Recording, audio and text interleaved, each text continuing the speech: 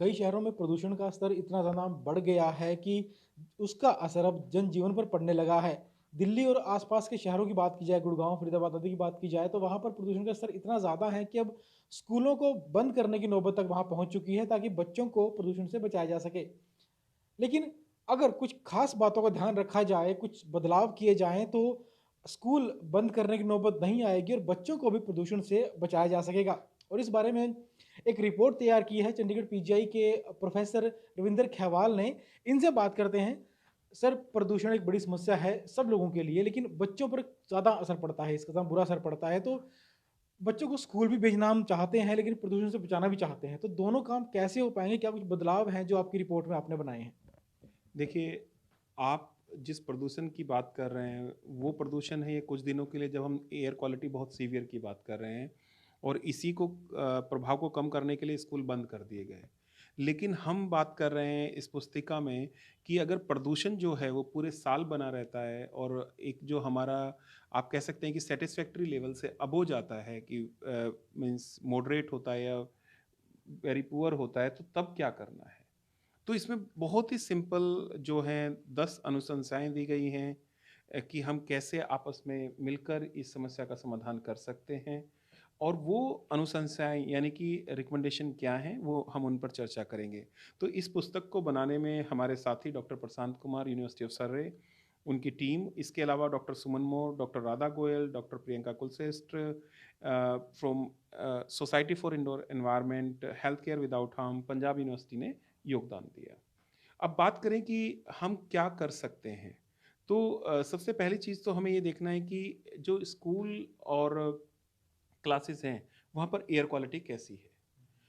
तो अगर हमें लगता है कि वहाँ पे प्रदूषण बहुत ज़्यादा है, तो हमें उसे बचाने के कुछ जो हैं मेजर लेने पड़ेंगे। तो उसमें कुछ डायरेक्ट मेजर होंगे और कुछ इनडायरेक्ट मेजर होंगे।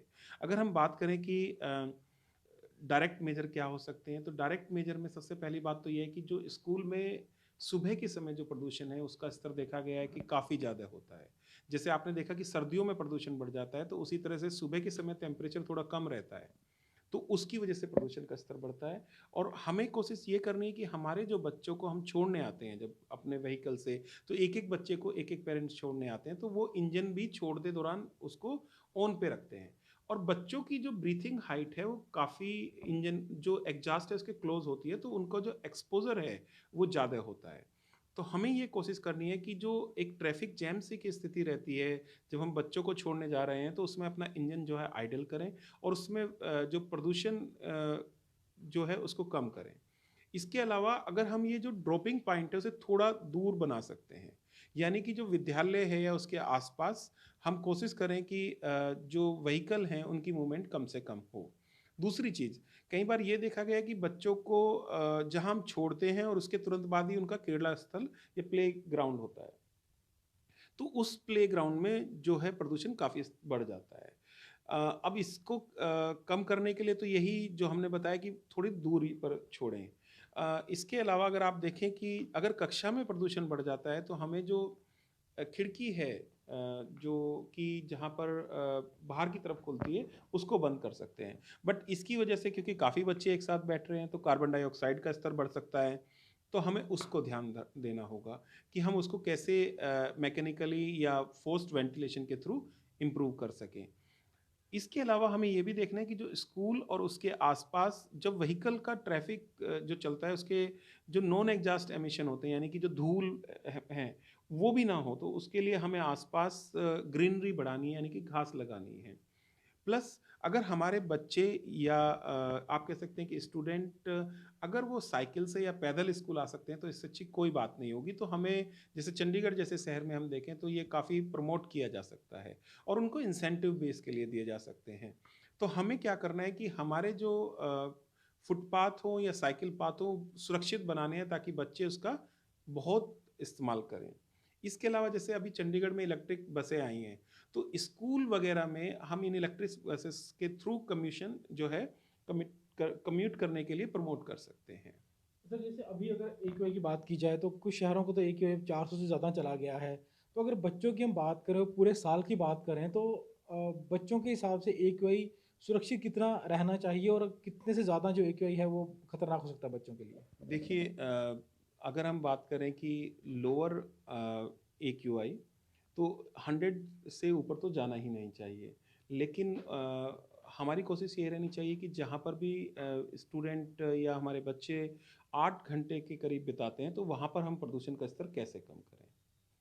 तो हमें ये ध्यान रखना होगा कि AQI जो है वो सैटिस्फैक्टरी रहे तो सबसे बेस्ट है, या वेरी गुड रहे। अगर वो नहीं कर सकते तो हम किस तरह से ये स्मॉल स्मॉल स्टेप जो इस पुस्तिका में बताए गए हैं उनको उठाकर हम कैसे कम कर सकते हैं। तो जैसे मैंने आपको बताया कि कुछ बच्चों का हम ले जाने और लाने के टाइमिंग में भी अंतर पैदा कर सकते हैं, ताकि वो ट्रैफिक जैम की स्थिति ना हो। लेकिन सर बहुत से स्कूल शहरों में ऐसे होते हैं जो होते ही जो मुख्य सड़कें हैं शहर की वहाँ पर होते हैं, तो वहाँ पर ट्रैफिक पूरा दिन बना ही रहता है। तो उस समस्या कैसे हम निजात पा सकते हैं?